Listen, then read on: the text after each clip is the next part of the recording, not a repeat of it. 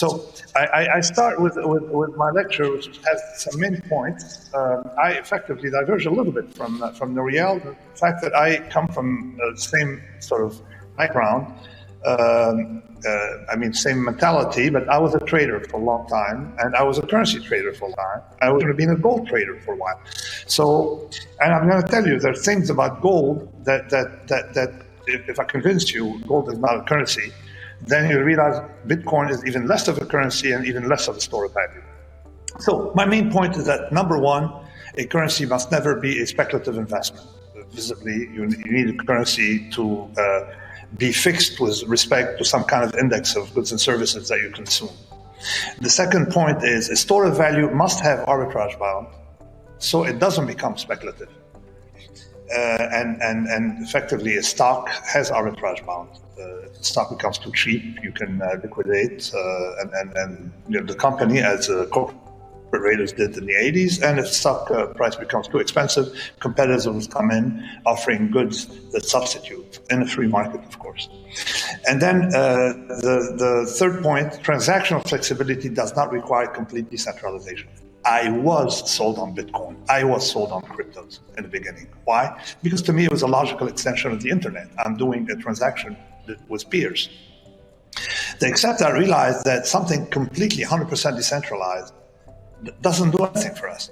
I mean, so what? You don't want a custodian because you're paranoid that there's going to be a custodian?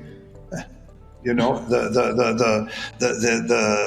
in 37 years of trading, I haven't seen anybody complain about a custodian or anybody worry about a custodian. So that's not what the problem is. The problem is irreversible transactions. And then the fourth point is, hopefully you have time to discuss how to build a true store of value or inflation hedge. And in fact, what I come with a different perspective from Nouriel is that I don't really like governments to own currencies. I come from a more libertarian standpoint, and I want to try to convince libertarians that Bitcoin is not the thing that they should rally for. So, one thing, what can we learn from gold? Because effectively gold has been demonetized. And for those who have a short memory or were not born in 1971, the United States abandoned the gold standard. And you didn't abandon it by accidents. There are a lot of reasons why we abandoned it. But let's see what happened after. Okay, I mean, one of the reasons why we abandoned, of course, the gold standard is that there was not enough gold to keep up with economic activity. And gold has a natural ability to demonetize itself because a lot of it goes to jewelry, some of it is at half jewelry, 1/8 industrial use, which can increase at lower prices.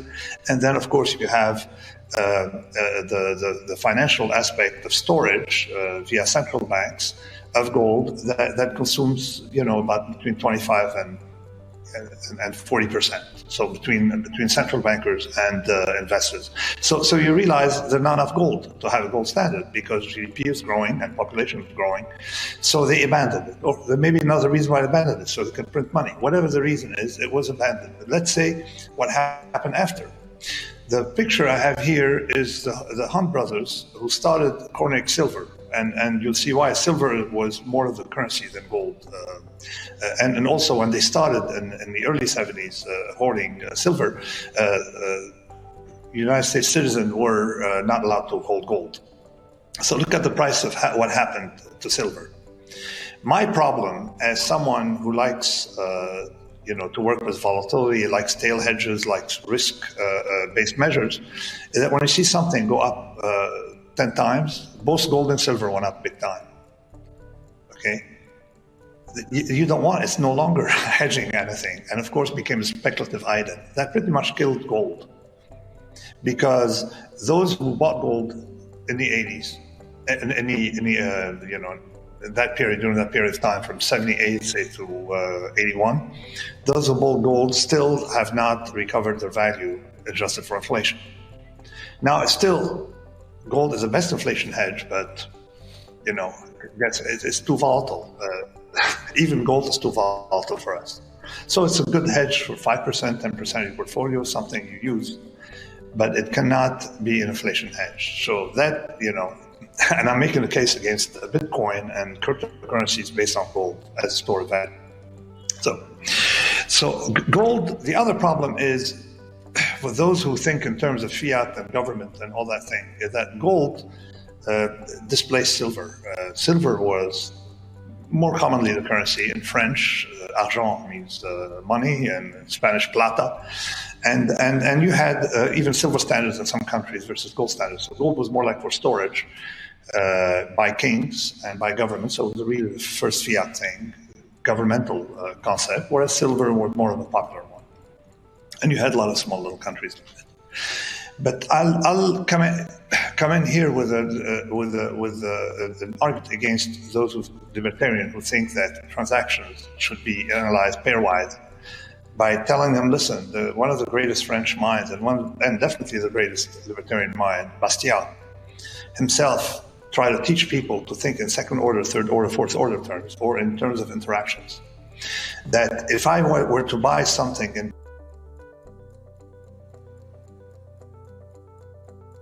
Bitcoin, if I want to buy a bottle of Coca-Cola in Bitcoin, or in a cryptocurrency that's considered a currency, the supplier must pay the truck drivers in that currency.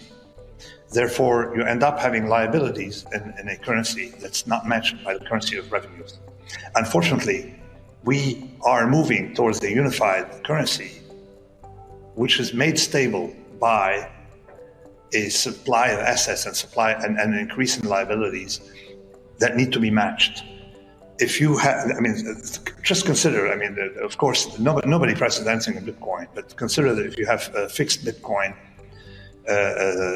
floating dollars, price of anything that you would have had your rent increase by 100% over the first part of this year, and then collapse right after. So you can't really price goods and services.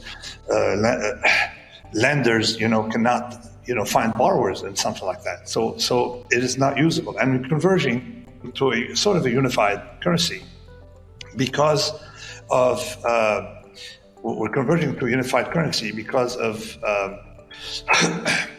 the increase of GDP that is attributable to the state. So today, places like France and Europe have, depending how you count, 50 to 55% of the GDP expressed in, related to the state, and therefore must be expressed in the state's currency. And if the government pays salaries in euros, well, guess what? You're going to have, to sell goods in euros, because that's a big customer base that you lose otherwise. So therefore, you have displacement of the other currencies by that of the state, and we have to live with that and try to fix what we can. One view about Bitcoin that really turned me off and then started this process of trying the investigation, figuring out why it can be cannot be a currency nor a hedge nor anything, is look at its volatility. You see on the left picture, it stayed constant, and very high, close to 100%, between 70 and 100% per annum, annualized volatility. And but on the right, I had volatility of capitalization. You see, at higher level, Bitcoin should drop in volatility, otherwise it have a bigger impact. Because when something has a 1.3 trillion capitalization, a volatility of 100% is not good for anyone. You see, so in other words, the impact of that volatility is very large on the economy. Now, the question is, I'm looking for an inflation hedge. How do you build an inflation hedge? This is a technical thing. Nouriel said it. You have set goods and services that you want to index, and you want to find something that's stable to these goods and services that would be more stable than fiat money in the long run. Good idea, but how do you build it? Well, there was something that naturally sprang in Italy called the gettoni. I'm sure Nouriel, when he was a student or a high school student as well in Italy, used the gettoni. The gettoni is a coin that was used for telephone, to use, with this. So it was, a fixed, you could buy espresso with gettoni, and it was fixed. So the lira, the Italian lira, would be devalued, but the gettoni kept the same the purchasing power Except, look what happened. What happened to phone calls? The price of a phone call over the past 20 years. So the Jetoni isn't it. So you cannot track inflation because technologies come in and change that whatever you buy with that good and service. It's a floating thing, as I showed in my earlier technical slide. So we have a problem now with trying to figure out what can I use as inflation hedge, or where can I find stability? And again, I'm coming in from a libertarian standpoint. The state for me is the last resort thing. The state should not be the first resort, the last resort thing. And as Hayek said, sometimes you have to accept the state as necessary for pandemics, wars, and much of things. So let's see what happened here with a little parable. Everybody knows the story of the Jesus in the temple. Jesus walked in the temple and he was horrified by the presence of money changers and turned through the table and had a big fit. Now the question is, why were there changers in the temple? Why? Because the temple only took one currency, the shekel of Tyre, or Thistle. So the silver currency, by the way, of Tyre, and it was known to be a stable currency. So the temple only accepted that as gifts. So all gifts had to be, you came in with your currency, whatever you had, okay, and you could Roman denarii or some other currency at the time. You come in and change it to the shekel of Tyre. That's what they accepted, and it has very good reputation. Now, in my experience as a currency trader, there was a shekel of Tyre equivalent, and it was called the Swiss franc, where you guys are. And unfortunately, Switzerland has got too successful to stay the way it was. So Switzerland is no longer Switzerland, but still close to the earlier one, where people had anchor currencies. So you could use things for daily chores, and you used an anchor currency for to translate investments, project things over time, make plans, and it was the Deutschmark or the Swiss franc, depending on if you're south of Switzerland, like Italy was the Swiss franc. From my experience, the French was the Deutschmark. They have always had a German problem.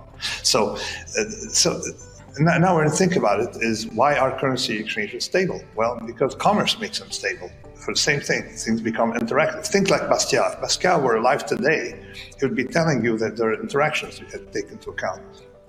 And he would tell you that you need to look at this, have the stability of these currencies between one another. And effectively, when you look at Singapore, very stable currency against the dollar, Hong Kong, Saudi Arabia, when you trade a lot, that forces it. Because let's think of what can happen if the Swiss franc went up 10 times with respect to the euro, and they have a country next door, France, and you have free exchange. If you have free exchange, no Swiss person, and no matter how patriotic, would buy anything in Switzerland. You go buy everything in France. So then you'd have currency adjustments, and the real specialty, how these mechanisms of adjustment take place, will bring back the currencies in line. So there are mechanisms that make us comfortable with currencies. And instead of saying, oh, I don't want fiat currency, it's saying let the fiat compete with one another for stability, as has happened in the past and what's happening now. Compete with one another, compete with gold. So what we're having now is a phenomena called the bubble. And the way I look at bubbles is, quite different from how people are defining them. For me, it's something that does not have an arbitrage upper bound, because it resists.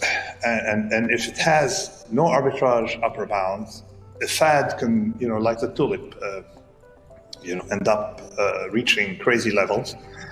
But Bitcoin, unlike the tulip, doesn't have an immediate substitute. The cryptos don't have an immediate substitute, but they have competitors. Okay, in the crypto space, people may fall in love with something else. There are 10,000 cryptos. You're gonna switch from one crypto to another.